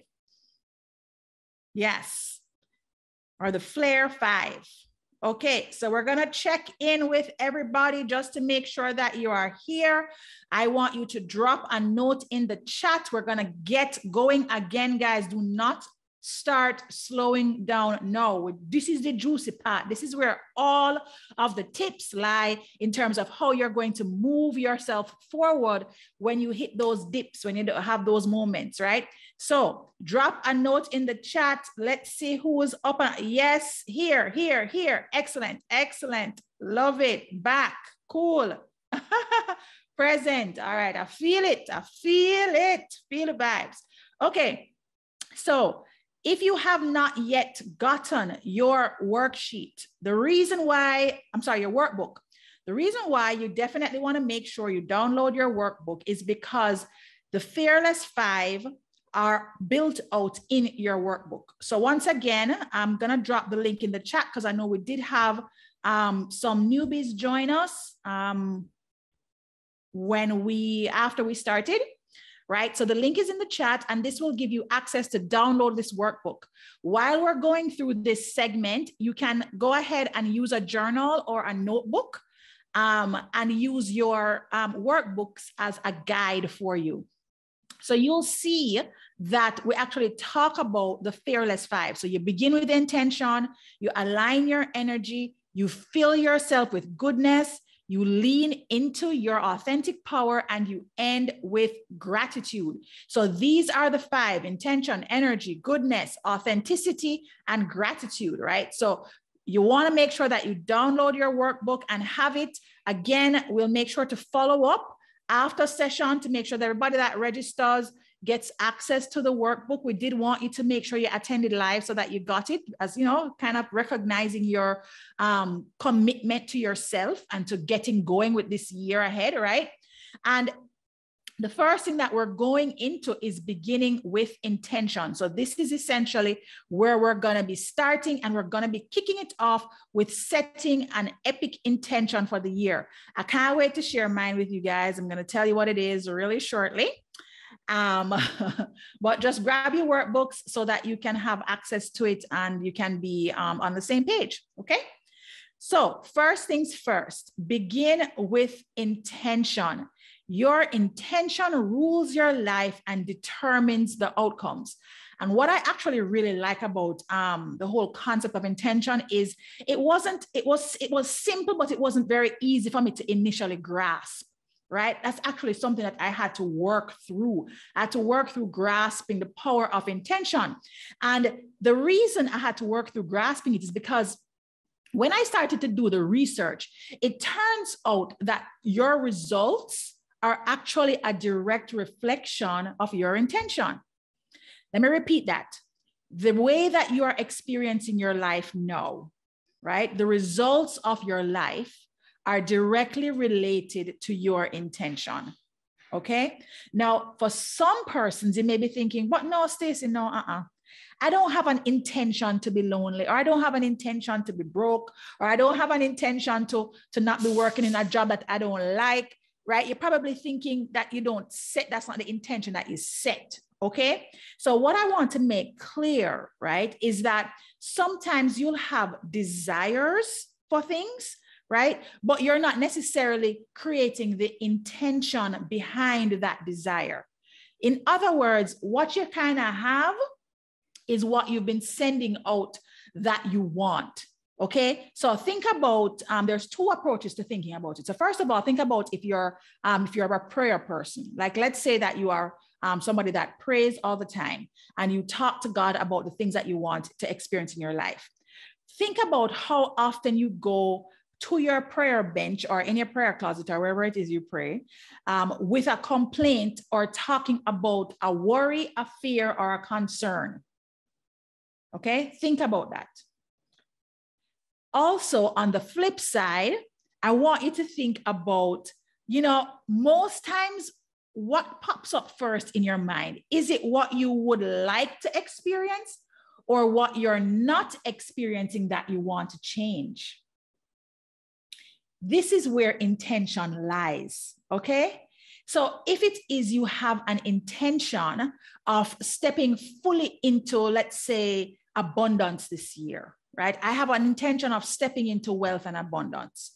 Then every single thing that is related to money, you're going to have to identify how you're approaching that thing. Let's say now you've set this intention, I'm stepping into epic abundance this year. I'm stepping into boundless abundance, receiving and accepting abundance. And then you get your light bill from JPS, right? I know this one can definitely reach a few people, right? Or maybe you get your heat bill if you're in London, like Anne-Marie, right? Maybe you get your heat bill, okay? Or some other giganormous bill, your school bill, or maybe your school loan, came in, and it doesn't matter if you're in university or not, maybe the school loan comes in, right? What is the first thought that comes? The first thought that comes is not necessarily going to be, this year, I am filled with feelings of abundance. No, the first thought is, why this bill so high? Oh God, we can never have money. As soon as we get some money, right? So what happens, guys, is if you think about it, we have been trained to complain. Let me reframe that. We have been trained to get clear about what we don't like. And because we've been trained in that way, think about it, as a baby, how do you know that babies aren't necessarily happy at the moment? 1 minute they're bubbly and they're giggly. The next minute they're crying. They're crying because something is out of sync. They either have wet diapers or they're hungry or what. So you learn at an early age to cry for what you're not getting, cry for what you want, right? And so what ends up happening is because that is the way that we are trained, our brains are also wired that way. So if your brain is wired to talk about what's not going right, then guess where your attention is? Your attention, your focus, your prayers, your thoughts are all about what's not going right. And the more you focus on what's not going right, I know you're thinking to yourself, but boy, Stacey, I thought you said I have to focus on it to fix it. Yes, you have to focus on it so you can identify what you want instead, what the intention that you are setting is going to serve. And then you are focusing your efforts. You're paying attention to the intention, not the current situation. You got that?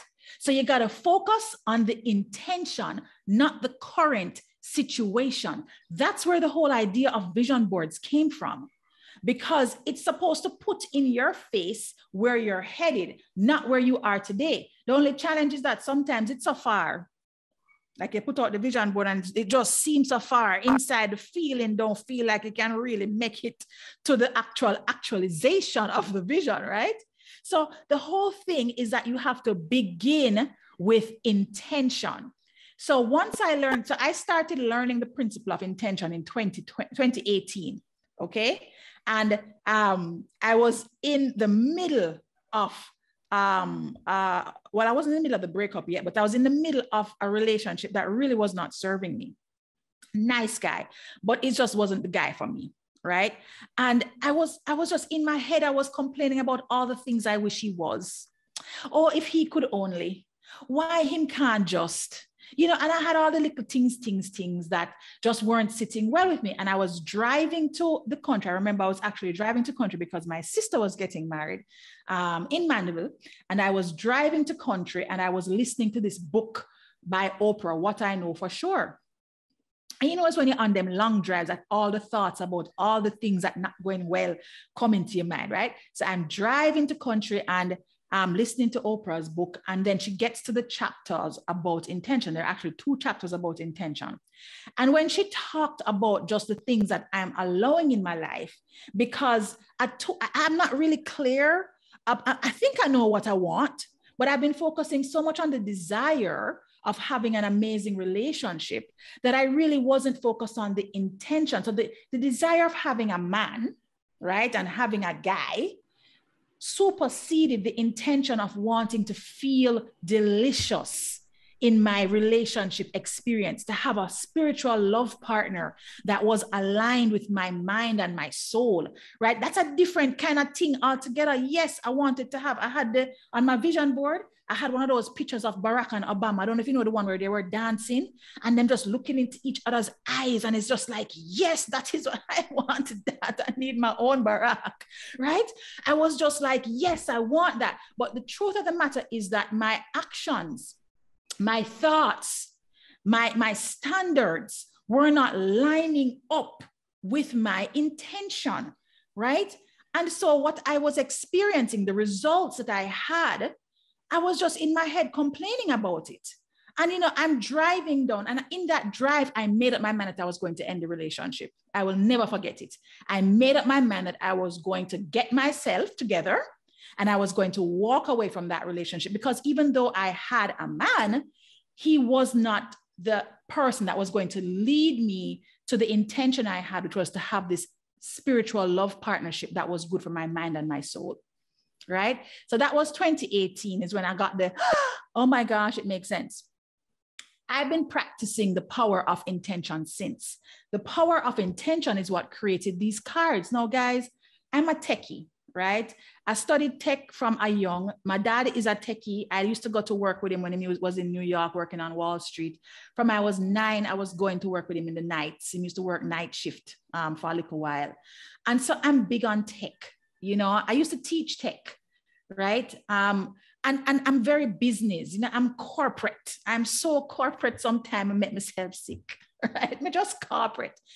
Let me tell you, I knew nothing about creating affirmation cards. When I say nothing, I mean nothing. But you see, when I catch wind of this intention thing, it's like my soul just caught a fire. It's like I found this person that was in there that wanted to help other people to experience the aha that I had. That's all I wanted. It wasn't about money, because I was actually trying to figure out, how do I get this out to 1 million people across the world without charging them? Well, Stacey, that doesn't make any sense, because you may incur costs to make the cards. So I'm here working through all the logistics in my head, right? At first, it was going to be a book. because I had already written my memoir. And I was working on getting that published. And I was like, okay, let me write a book about intentions. But I was like, no, that's going to take too long. And it's not going to get out to people fast enough. And suppose people don't buy the book. What can I do to make it easy? So then I did the page. I did the Epic Intentions page. And I just started posting the words. I didn't even have images. And then I thought, gosh, but some people are more, they resonate more with pictures as opposed to words. And so anyway, let me not bore you with the process, but you get where I'm going. It's like I was lit up because of my intention to share this power that we all have within us, to have a life that is more geared towards the things that we actually want to experience rather than the things that we tend to complain about, which is, it's actually supposed to be the opposite of what we want, but that's what we end up getting. Right? And so you find that it takes you a longer time to get to experience the life you want. So as you step into thinking about your intention for this year, and the reason I choose an intention rather than a word is because I realize that I want to be clear. I want to have a bit more clarity about the experience I want to have. So as an example, last year's intention was surrender into abundance. For a long time, I believed I had to work my butt off in order for me to have wealth. That's what I thought. And so what that made me do is have 10 jobs. Like the average Jamaican may have 10 jobs. Some of the jobs, they never even not pay no money, right? But I felt if I was working, then the money would come, right? But I knew that through the power of intention, there was a whole other side that I was missing. I knew that having had cancer and gone through clinical depression and anxiety and having to see psychiatrists and all kinds of things, I knew that there was a way that I could still access financial abundance. I could still access financial wealth without working myself into the ground. I just had to create the intention for that to happen. And so 2021 for me was all about accessing abundance. Now you'll notice I did not say surrender into money, surrender into riches. I didn't even say surrender into wealth, because there are moments where even when I didn't necessarily have any money in the bank, where I could still access feeling like I was abundant. A lot of times that would happen with my children. Like when we're in a good space and they're showing me a lot of love and are connecting with me, right? That's when I would feel the most abundant. When you're laughing, sometimes, I'm not telling you, sometimes you're broke, and I can't talk because I'm coming from there. Sometimes you don't have no money and you're jamming with your friends and you have some big belly laughs. You're running a boat. I know I don't sound so Jamaican with that one, but you run a boat or you're having a potluck or you're doing something and it makes you feel connected. It makes you feel full, It makes you feel like life has meaning, right? And that is the feeling of abundance. And so I thought about what is it that triggers my poverty consciousness? What is it that puts me in a space where I don't feel wealthy? Okay. And it was the times where I'd be focusing on the bank account. I'd be worried about paying these bills. I'd be thinking about children's school fees. I'd be cussing about not getting any help with my kids' finances. Like those were the times when I would slip into poverty consciousness. I'd slip into feeling lack. And so I started to think about, well, what is my intention? Is my intention to have money? No, because sometimes you're not gonna have money. Rich people lose all their wealth too. They just know how to get it back faster. Right? So it wasn't about having the money in the bank. It was about having that feeling of abundance. And you can get that feel. Sometimes you step outside, like, especially if you live on an island, right? Sometimes you step outside and the sun hits you a particular way and you just feel good, right? That's the feeling of abundance. Sometimes it's the parents, it's the families. If you have a grandma and you visit grandma and she says something and you're just like, boy, only grandma would say that, and you feel full on the inside. That's the feeling of abundance. And so I decided that I was going to challenge myself in 2021 to let go of my original thoughts about abundance and that it had to be attached to finances and find ways that were about feeling abundant and surrendering into that, not beating myself up about not attaching it to money, right? So surrender into abundance came about. You know, the statement, let go, let God, right? That's actually on the card, my surrender card in the deck. It says, let go, let God, right? And so I was like, you know what? I'm going to hand this over to my actual source because I don't want to be attached to the thinking that it has to look this way. And can I just tell you guys that 2021 is by far ever in my entire life that I have earned as much as I have earned and spent as much as I have spent, because I had so much abundant energy around me. And it wasn't that I was just always easy. No, you still get the flares. You still get that feeling, you know, when the bank account dipped below where it green and it turned that red color, right? You still have that feeling, that niggling kind of pull, right? But it was easier to shift from that feeling once I tapped back into my intention, because my intention is to be abundant. My intention is to lean into all the abundance that surrounds me and know that financial abundance is just a part of that. My intention to actually see that this is not about me, right? I have to surrender into knowing that there is so much more out there for me, right? So the intention in and of itself served me for 2021. And it's not me plan how I'm going to earn, right? It just, all different kinds of opportunities just found their way to me because I stepped into that intention. So this is the pill, like this is your basic, if you can begin with intention, this is the most basic, most fundamental principle, right? Think about what kind of year you want to have. How do you want to feel during the year? What do you want to achieve? Yes, you still want to think about the goals, right? But you don't want to think about them just as a target. You know, you want to think about it as a whole thing. What's the most important thing for your well-being this year, right? Is it go, go, go? Because then I could just say work out abundance or get abundance now. Like that could have been the statement, but it wouldn't have been the same feeling. Surrendering was going to serve my well-being, right? So as you are thinking about that, I want you to just write out what you are thinking around intention for this year. Write out what you're thinking. I'm just jumping in the chat to see what questions. Wow, this is so true. Got that. This is my aha moment. I need to be intentional. Yes. How can we get in touch with you, Stacey? I'm on Instagram. I'm pretty much everywhere. Instagram, LinkedIn, Facebook. You can just DM me. Just DM me. Let's say I decide to affirm daily that I'm a millionaire. Oh, this is a good one. But my reality is that I am not. How do I cultivate the feeling of being a millionaire while I'm at the supermarket with only $10,000 in my pocket? Okay, that's a good question. What if my desire and intention is super different from my current reality? How do I bridge the gap? Okay, excellent question, TK. Thank you so much for asking. All right, so this is how you bridge the gap, right? You are going to take these 5 steps and you're going to start the bridging of the gap. In particular, I want to share one with you that I find works really well for the bridging of the gap.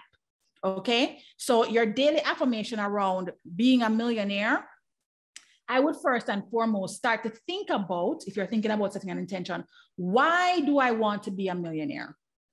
Because the millionaire part of it is just an outcome. I did have that goal at one point. I actually had a financial goal of $2,333,550 US dollars. That was 2016, I think it was, right? I had that financial goal, that was what I wanted. I had it on my vision board. I had gold bricks all up and down, right? But what was missing from that goal was I was really focused on the tangible outcome. I wasn't focused on the reason why I wanted that outcome. And that's what your intention serves. Your intention serves the why behind getting the outcome, because to be quite honest, I had to separate myself from that millionaire goal now because it just don't seem like the money that I want anymore, It's like everybody's a millionaire these days. You know, that's kind of because everybody wants that number. But why do you want that number? That's the first thing.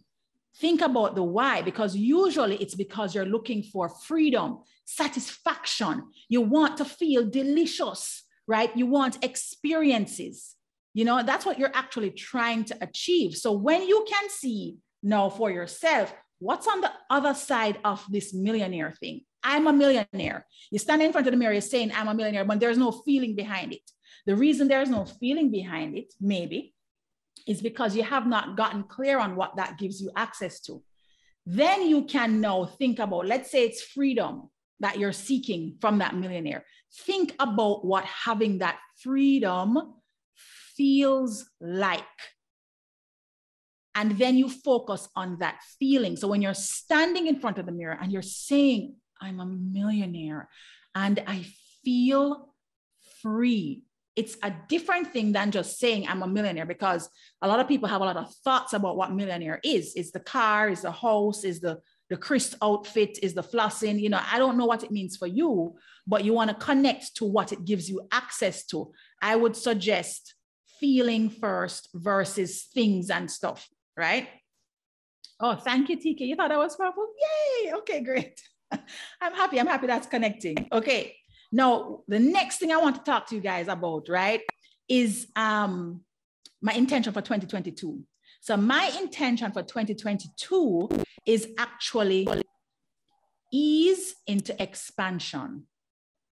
Ease into expansion. And the reason why I chose that intention for 2022 is because I know that I'm doing business both in Jamaica and in the US. You know, I've recently talked about going back to Atlanta and living in between the two countries, you know, between two cities. I originally moved to Jamaica from Atlanta. And so I've been here for 8 years now, and I'm ready to now, you know, start doing business there. And initially I was thinking about expansion. You know, my first thought about it was limitless expansion. And then I was like, but what do I want to feel? I don't want to be expanding and feeling like I'm losing my mind, going back and forth between the two places. I don't want to lose connection with my kids and my love partner. I don't want to be doing it for all the wrong reasons, right? What do I want? I want to feel ease while it's happening. I don't want to feel like my life is going through the door and being pulled up all over the place, right? And so my thought was around ease. And then the next step I took was to create an intention board. So I have vision boards. I truly believe that the vision boards can be powerful tools. But what was happening to me is that the vision board was just, it have a lot of things and it was too far, like a year out or 3 years or 5 years. What happens when I have the big interview? What happens then? What am I going to do? Just look at the vision board? No, I don't, it's not connecting. I'm not feeling like I have the job yet. I'm not feeling like a millionaire yet, right? And so what I decided to create for my community was this thing called an intention board. And an intention board, it's essentially a mood board that allows you to set yourself up for your next big thing, right?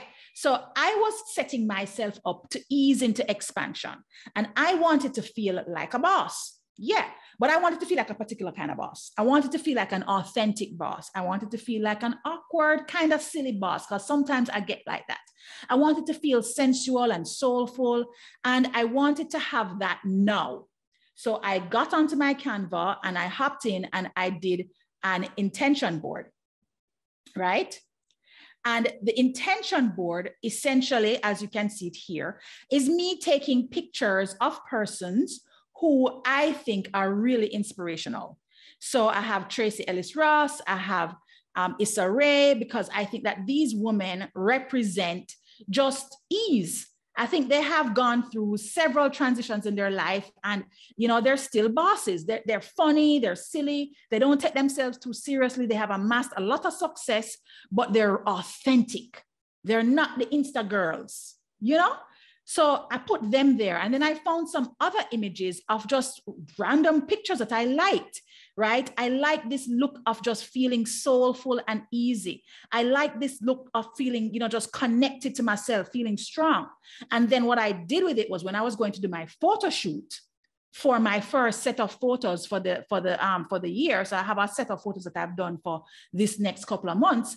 I said, this is what I want to feel like at the photo shoot because I want my pictures to look like this. I want the energy that is coming through to evoke expansion. I want to feel like this. And this is what happened. This is what came out of me creating that intention board.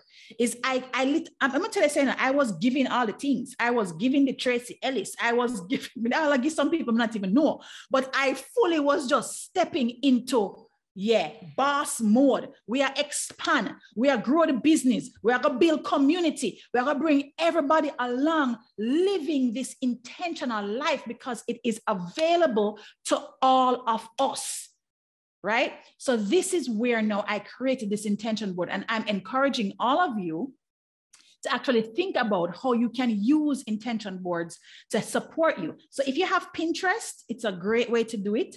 Or if you have Canva and you use Canva, or if you don't have any of the fancy tools, just go onto Instagram or any of the platforms, and the people that you follow that inspire you, just take a picture of them standing and exuding whatever your next big thing is. It works great for going into meetings, interviews. If you're going on a date, I need to do one for that. I not have a love partner, but next time I'm going to just blow him, man. I'm going to set up an intention board for the most epic date ever. Watch me and him, right? So whatever your next thing is that you want to feel like, maybe you're going to have a difficult conversation, right? Possibly you're going to have a difficult conversation, maybe with a family member or something like that.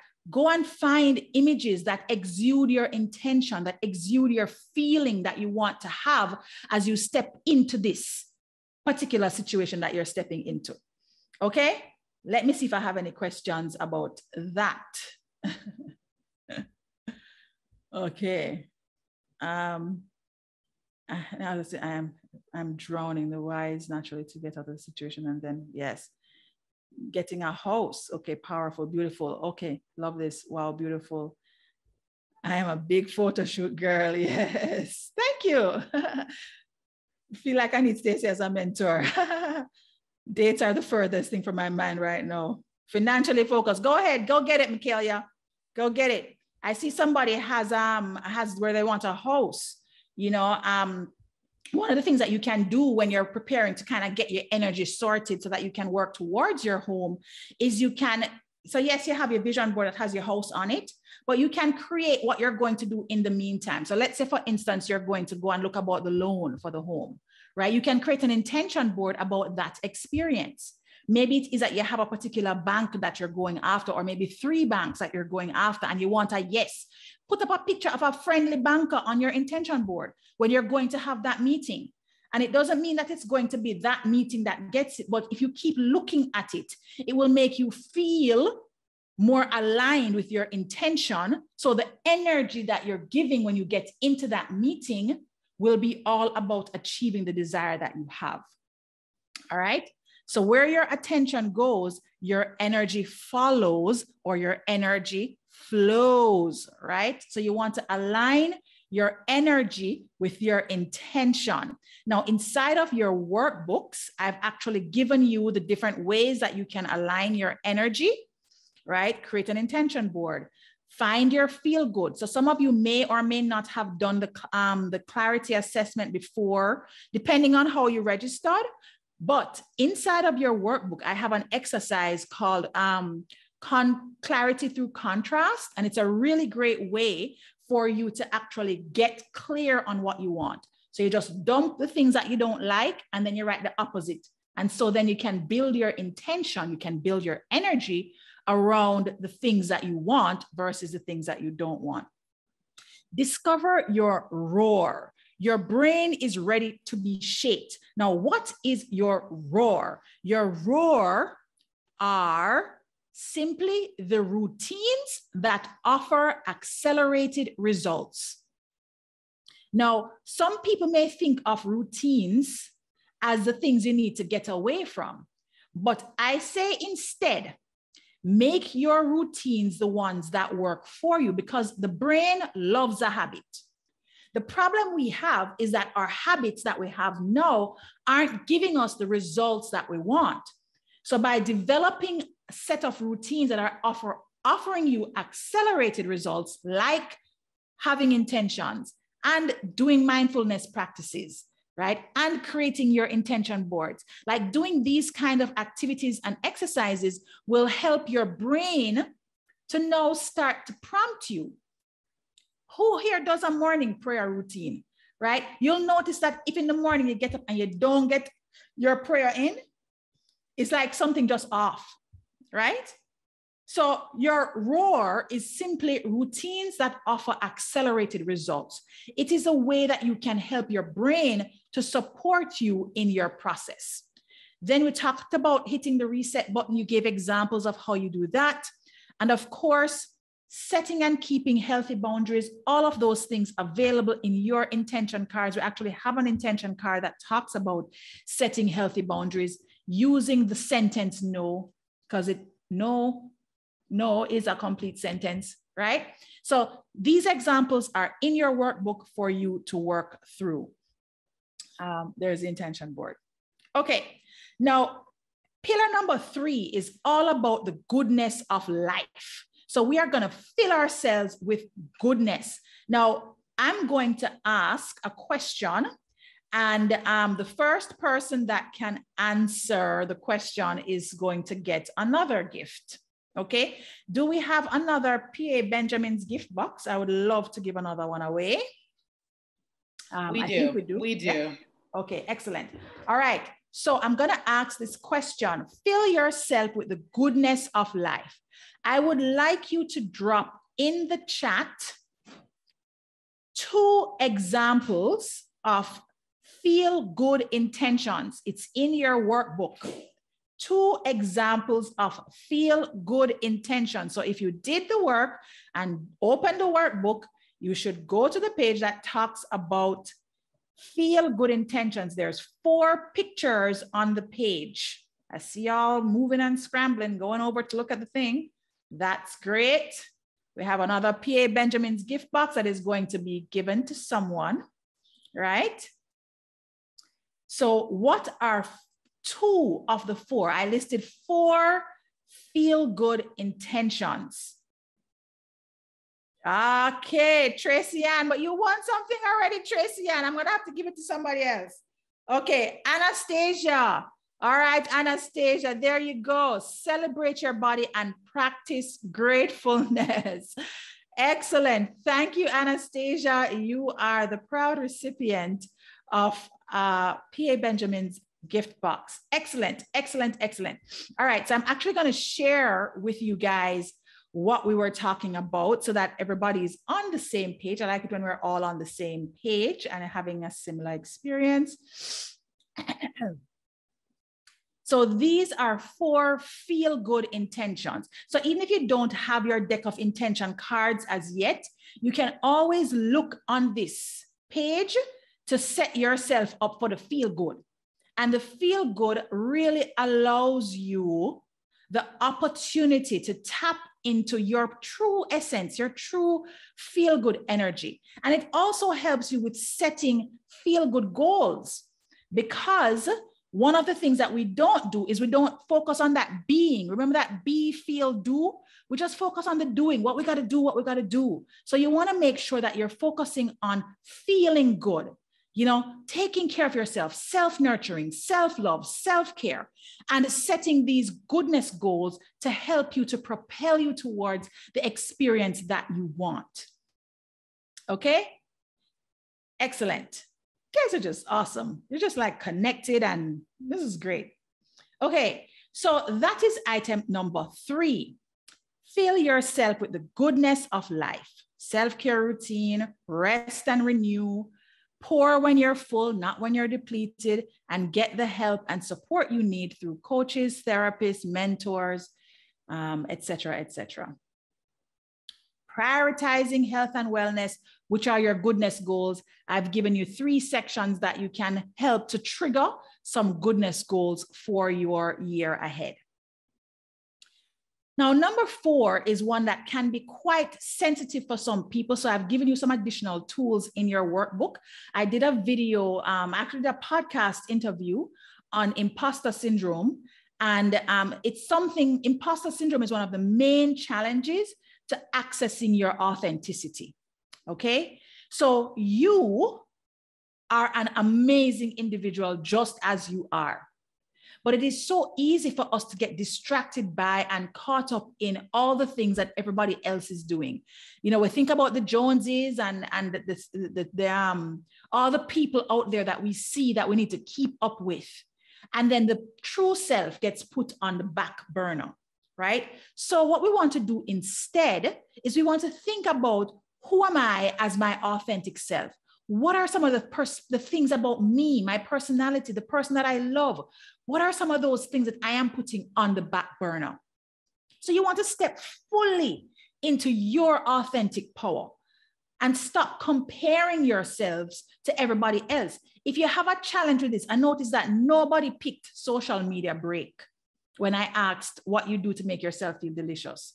You would be surprised how much you have available to you in terms of feeling good and in terms of just focusing your mind elsewhere so you don't have a lot of the mind chatter, right? If you give yourself a break from social media. One of the things that I'm actually doing to help myself, because I'm running a business and I need to use, I don't need to, but it's an added channel that I can use to help my business. That's the first hire I did. The first hire I did was to get somebody to actually stay on social media for me because I can't manage the anxiety I get from the feed, honestly. Now, if you love social media and you want to be on all the time, I can only take it in small bites, right? Then curate your feed. Make sure that the people that you are following, the things that are popping up first thing in the morning, make sure that those things are empowering to you. Like Flair, for example, their page is serving up all the things that are supposed to be empowering you, talking about women who are doing great things, leading great lives, leaning into the discomfort, being authentic, right? Authenticity is a huge value that I have. You know, I just can't manage the fake. I just can't do it. I think I'm just bad at it, quite frankly, right? I don't have the capacity. Okay. And also it does not serve my intention. Like how I can be talking about intention and come up here and not authentic. That don't seem right to me, right? No. Okay. So comparison is a thief of joy, and we don't want to keep leaning into that theft, right? So let us step powerfully into who we are, accepting all of the parts of us that we may not think are so great. You want to accept, appreciate, love on that person. And in your workbooks, I've actually given you a couple of options for that. And then item number 5, your 5th pillar is about gratitude, ending with gratitude. And guys, I can tell you this categorically, gratitude cannot exist in the same space as fear. It cannot exist in the same space as comparison. It cannot exist in the same space as doubt, as judgment, as jealousy. So gratitude is one of your most powerful tools that is in your intention toolbox that you will use over and over again. I've given you 3 different methods for actually practicing gratitude, because it's okay to say, yeah, I'm grateful. And at the same time, we want to be able to lean into the opportunity that exists if you are intentionally grateful. When you are intentionally grateful, so much more reward comes to you. And so inside of your workbooks, and I'm just going to share that part with you very quickly. Inside of your workbooks, I am asking you to think and be intentional about your gratefulness. Gratitude is a must, right? Being grateful is also one of the best known methods of overcoming fear, and that you can be grateful and fearful at the same time, okay? While it is admirable to want to share our gratitude and good feelings with others, we rarely stop to think about what giving others our gratitude does for us, okay? But giving gratitude and sharing appreciation with others opens up such an amazing space for love and acceptance. Even when you don't necessarily like a thing or a person or an experience, when you can step into that space of gratitude, all of that other stuff falls to the back. And so I've given you 3 options here: gratitude journal, where you can write down, 3 or 4 things a day. Like at the end of the day is a great time to do it. Before you go to bed, it's a great practice to have, because whatever you go to bed with on your mind, you wake up with that, right? So it's good to go to bed in a space of gratitude. Okay. And then your gratitude jar, you can fill a jar whenever you get the inclination to write down something. You just tear a piece of paper or get a sticky note, fold it up, put it in the jar. And then one day when you're feeling really low, dump out the jar and just read. You'd be so surprised at how much it lifts you up and lights you up inside. And then I've also given you some prompts that you can use to help you in establishing feeling grateful for different things. Now, last but not least, intentionally balanced year is a sheet that I have provided to help you think through the year ahead. And you can use it at any point in time, guys. I know we're focusing a lot on it's the beginning of the year. You want to get to the end. These are some of the things that you want to think about. But at any point in time, if you feel like you need a reset, this is a great tool to use, right? You start off with your epic intention. Again, mine for this year is ease into expansion, right? And so you write that down, and you don't have to write it here. If you don't print out the workbook, you can put it in your journal. Your epic intention is. Then what are the top 3 things that you're desiring for the year? And in order to help you out, I know what my desires are. Here are the things that usually stress me out on my way to that desire. So what are the routines, your roar, that you're going to set up to help you with managing your stresses? And what are the benefits that these routines offer? So what you're doing here, guys, is you're not just saying that this is my intention or my North Star for the year, but you're putting your dreams at the service of your routines, and you're putting your stressors on the back burner, because you're going to identify them, and you're going to make sure you have a habit in place, a standard in place, a routine in place that is going to take care of your stressor so you can keep going forward towards your desire. So this is what being intentionally balanced looks like, and I feel like I'm developing a whole system around this to just help those of us that want to feel and do at the same time, not just go, but make sure that you are aligning your spiritual self with the person that is executing and doing all the great things. Okay. Now, I do have my intention cards available online. I am going to do one more giveaway of intention cards before we close out. But if you buy or get my intention cards, right, through this experience, if you buy or receive my intention cards, there is a course that you can get for free when you complete this information on the page. So all you have to do is, once you buy the cards, and they're available on Amazon, once you buy the cards, you can write down your order number, and you go to my page and you actually enter the order number on the page. If I can get to this now, let's see if I can share that with you. Here we go. So once you buy the cards, right, you can enter the order number on the page. Here, you just put your name, your email, and it will give you access to this course. So the course, right, I would typically sell it for like a couple $100. But what you're going to get is you're going to get a mini course. It's a short course. It pulls out some of the most powerful intentions that you can focus on in a week. And I give you coaching around it. You also get an assessment that you can fill out, that you can use to help you with guiding yourself around where you want to set intentions and focus. Okay, so that's available to you at any point in time. It's going to be available. If you pick up this workbook in August, you still have access to the same exact thing, right? So I do want to just say, guys, thank you so much for your attention. Thank you so much for those who stayed on. I mean, we kept the majority of the audience. I think that's just amazing. You guys are truly, truly wonderful, and I really appreciate you. So thank you very much. You can find me pretty much anywhere. I'm very Googleable. I'm on Instagram. I'm on IG. I'm on Facebook. I'm on LinkedIn. And I'm on YouTube as well. All right. So I will take any questions now, and before I move into this next giveaway with the cards. Yes, Shanna, I'm so glad. This was awesome. Awesome. Was a great one. Yes, Tracy, wonderful. Started a fire. Ooh, Latoya, you're giving me life. Yes, girl. Started a fire within me. Excellent. I would love to hear how you guys are feeling because this is just great. Awesome. How are you feeling? Are you feeling like you have some momentum? Things I will do. Well done. Yes. Maybe you have some momentum that you're experiencing. Awesome, says Shanna. Thank you so much, Shanna. Excellent. Feeling momentum. Anybody else feeling great? Always enjoy your sessions. Oh, thank you so much. Excellent. I think the card shipped to the UK, but Anne-Marie, if not, I have your contact. I think I have your email, or you can DM me your address and I'll make sure you get a deck. Okay. I'm ready to be more intentional. Powerful. I'm ready. Full speed ahead. Great. Needed this. Oh, you guys giving me life over here. Excellent. Excellent. All right.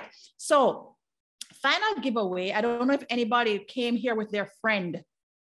Did anybody come on with their friend, or did anybody invite a friend and they joined? Is anybody here with a friend?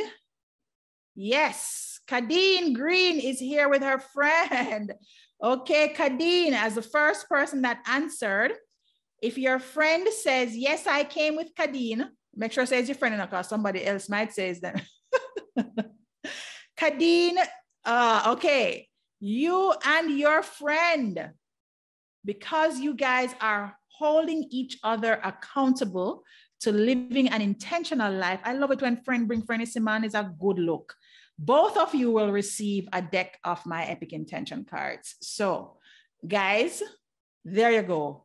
Kadeen and Rodine, you will both receive a deck of Epic Intention cards for holding each other accountable.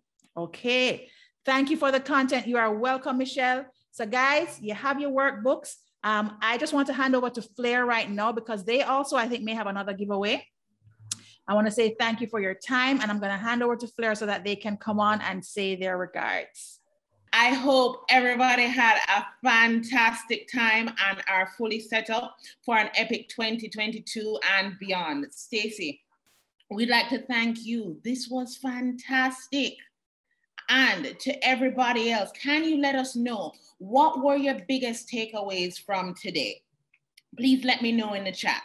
So I'd also like to thank Jamila Litchmore. Jamila has been in the background of this. She is the entertainment and lifestyle editor, and she is fantastic. We'd also like to thank our EIC, our editor-in-chief, Kamar Jordan, who gave us the green light to do this. It was fantastic. And of course, our sponsors, Sagicor, we love you. PA Benjamins, big up. And Epic Intentions. Thank you again, Stacey. So yeah, what were your biggest takeaways? Let me look and see. To be intentional about your budget. Yeah, to be intentional. Ah, you're so welcome, Maxine. Okay. The intention board versus the vision board. Yeah, gratitude. That always goes far. I love it. These answers are fantastic, guys. We will be posting them. Also, we will be putting up the recording on YouTube, so check out for that. Roaring, hello. It's another one. Okay, so we have one last giveaway, right?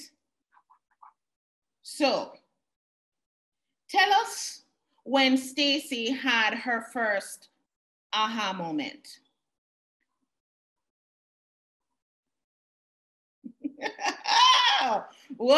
Whoa, Stacey.